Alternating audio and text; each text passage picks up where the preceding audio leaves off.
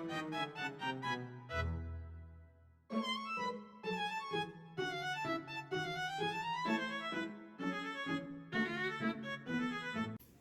semuanya, di video kali ini saya membahas tentang peningkatan efisiensi proses bioteknologi melalui optimalisasi cloning gen. Di mana video ini saya buat untuk melengkapi tugas tentang pembahasan artikel mengenai cloning gen. Sebelumnya, perkenalkan, saya Matthew Christopher Salim yang merupakan mahasiswa bioteknologi dari Universitas Esa Unggul Jakarta dengan NIM 2025030818. Mata kuliah dari tugas video ini adalah biologi dan biodiversitas. Artikel yang akan saya bahas berjudul High Throughput Process Development from Gene Cloning to Protein Production. Artikel ini disusun oleh Mamansun dan rekan-rekannya pada tahun 2023. Artikel ini juga bisa kalian akses dari link yang saya berikan, atau link tersebut juga bisa kalian temukan di deskripsi video. Sebelum kita masuk ke penjelasan artikel, Malcolm X pernah berkata, pendidikan adalah paspor menuju masa depan, karena hari esok adalah milik mereka yang mempersiapkannya hari ini. Jadi, pendidikan bukan sekadar kewajiban, tetapi kunci untuk membuka peluang dan menghadapi masa depan dengan percaya diri. Setiap ilmu yang kita pelajari hari ini adalah investasi untuk kemampuan kita menghadapi tantangan esok, membentuk diri menjadi pribadi yang siap berkontribusi, dan membuka jalan bagi kemajuan yang lebih besar. Barulah kita masuk ke penjelasan artikel bagian latar belakang. Protein rekombinan adalah protein yang dihasilkan dari modifikasi genetik suatu organisme, misalnya dengan memasukkan gen dari spesies lain agar dapat memproduksi protein tertentu. Protein seperti ini punya peran besar di berbagai bidang, mulai dari industri pangan, kimia, hingga biopharmaceuticals seperti pembuatan enzim, antibodi, vaksin, dan molekul terapi. Permintaan global terhadap protein rekombinan juga terus meningkat. Menurut laporan tahun 2022, nilai pasarnya sudah mencapai 3,18 miliar USD dan diperkirakan akan tumbuh lebih dari 9% setiap tahun hingga 2030. Namun proses produksinya tidaklah sederhana. Metode konvensional biasanya dilakukan secara bertahap dan trial and error, mulai dari memilih elemen genetik seperti promotor dan signal peptide, hingga optimasi kondisi fermentasi satu persatu dari bioreaktor kecil. Metode ini memakan waktu lama, kadang bertahun-tahun dan biayanya besar. Karena itulah muncul kebutuhan untuk menerapkan teknologi high throughput.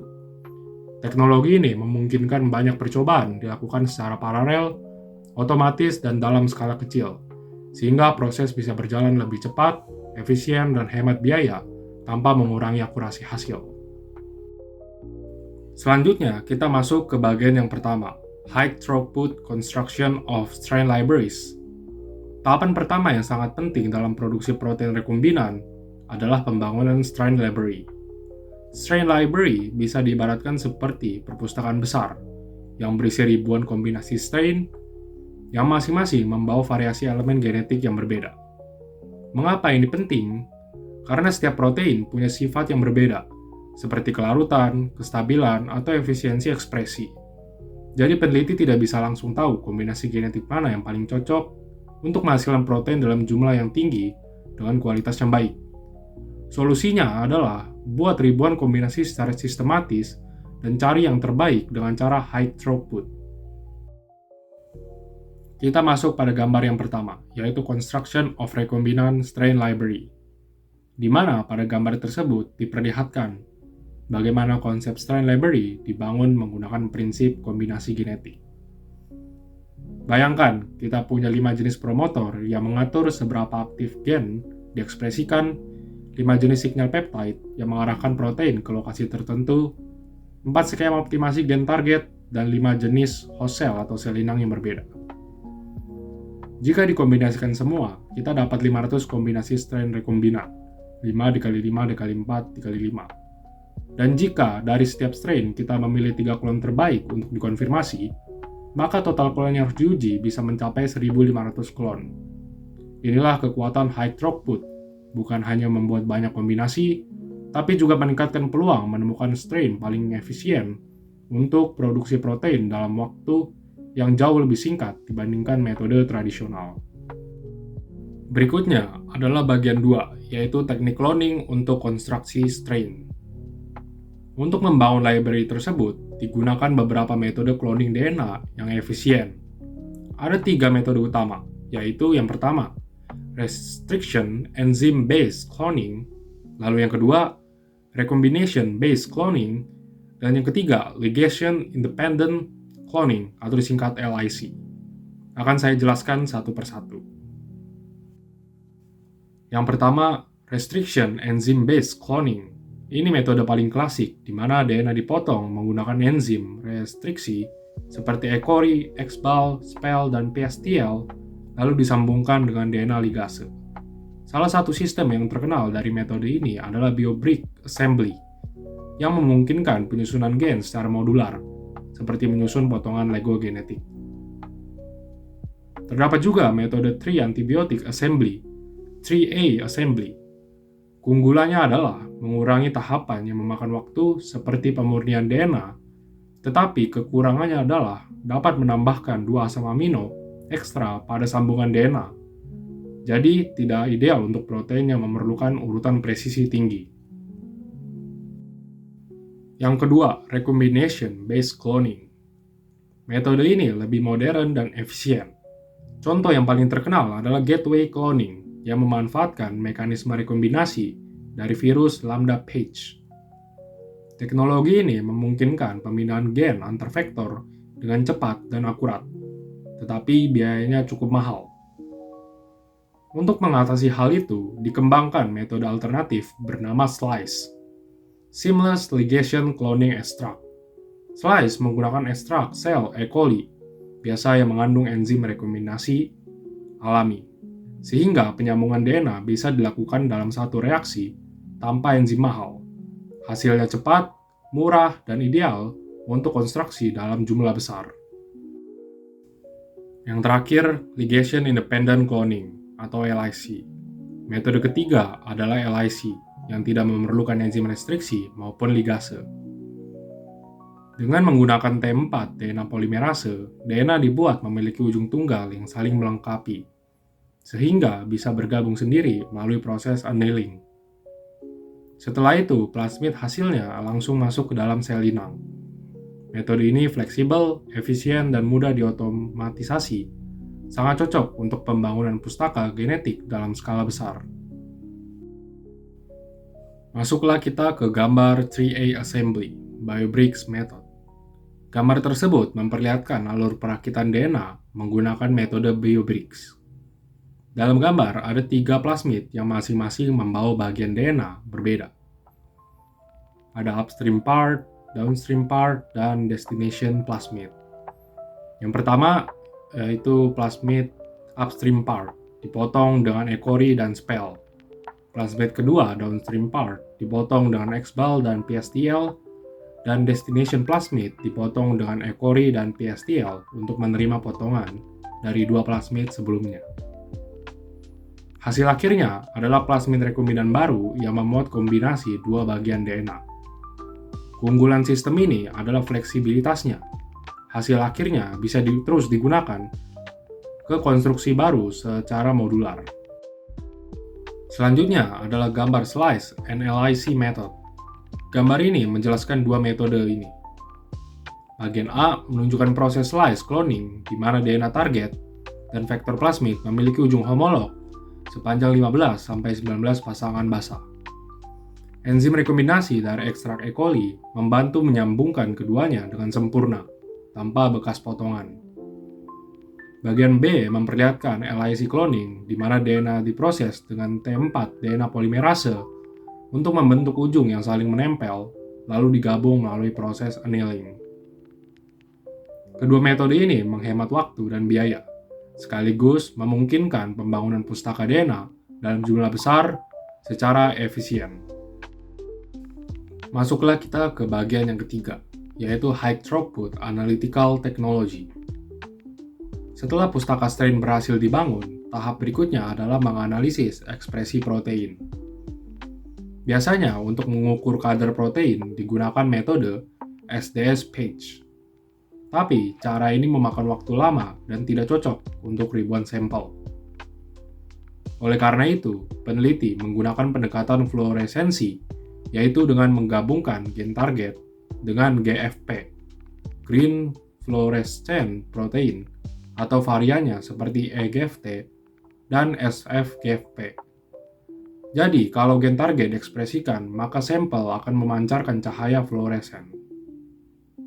Selain itu, dikembangkan juga metode split GFP, di mana hanya sebagian kecil dari GFP yang digabungkan agar tidak mengganggu fungsi protein. Ada juga sistem Fast-Tex yang memberikan deteksi super cepat dan sensitif, serta step sensor, alat canggih untuk mendeteksi protein yang cepat terdegradasi atau hanya muncul sementara. Semua teknologi ini memungkinkan analisis ekspresi protein dalam jumlah besar dengan waktu yang jauh lebih singkat. Selanjutnya adalah bagian 4, yaitu High Throughput Cultivation Platform.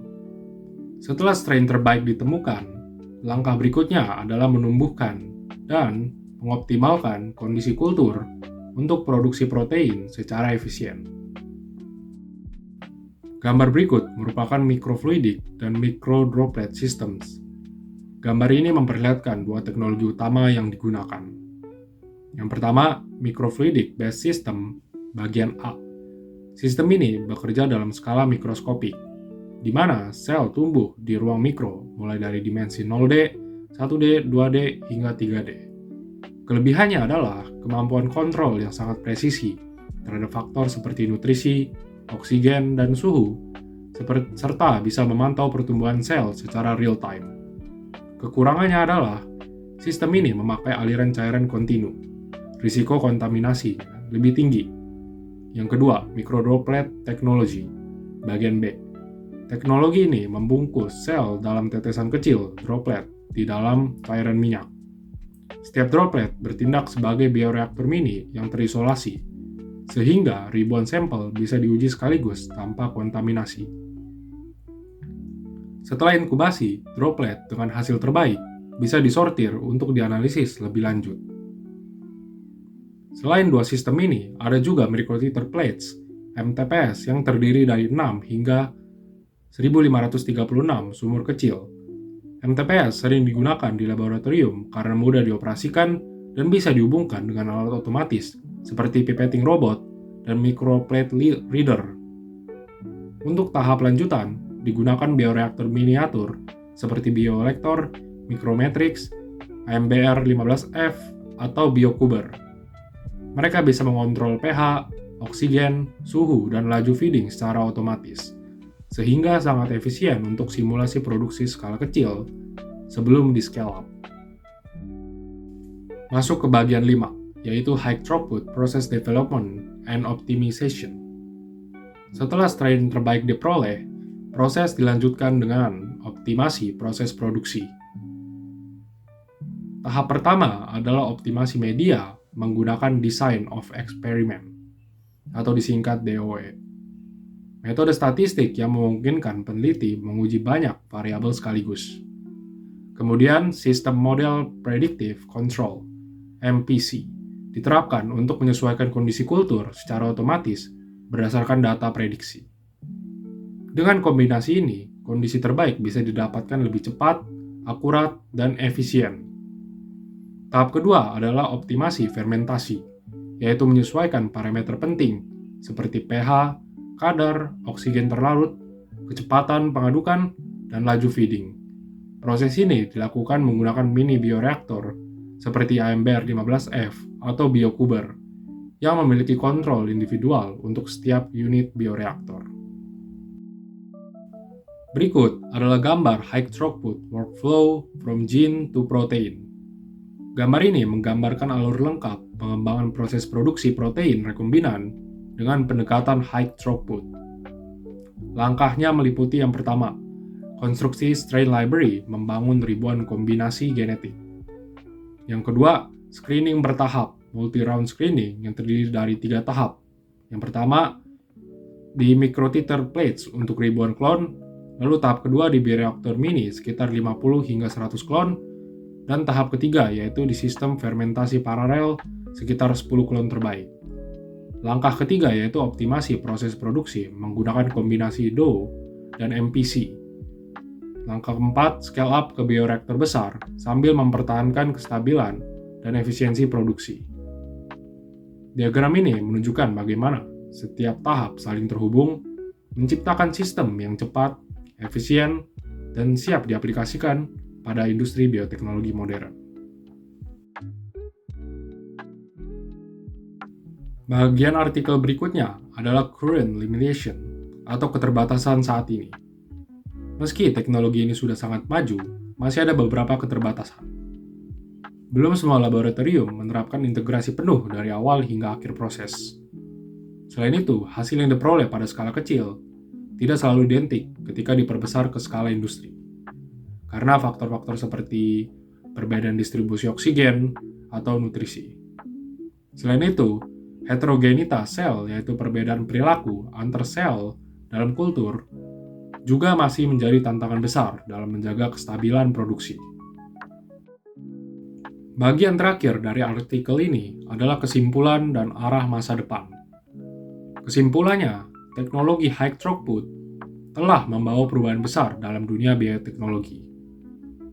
Pendekatan ini memungkinkan ribuan kombinasi diuji dalam waktu yang singkat, sekaligus mempercepat transisi dari penelitian ke produksi industri.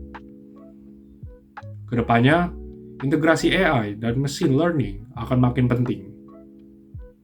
Teknologi ini dapat membantu menganalisis data dalam jumlah yang besar, memprediksi kondisi optimal, dan mengotomatisasi seluruh alur kerja produksi protein. Dengan begitu, proses pengembangan produk bioteknologi dapat menjadi lebih cepat, akurat, dan hemat biaya. Demikian penjelasan saya mengenai high throughput process development from gene cloning to protein production. Semoga pembahasan ini dapat memberikan gambaran yang jelas tentang bagaimana bioteknologi modern bekerja dalam mempercepat produksi protein. Terima kasih sudah menonton dan sampai jumpa di video selanjutnya.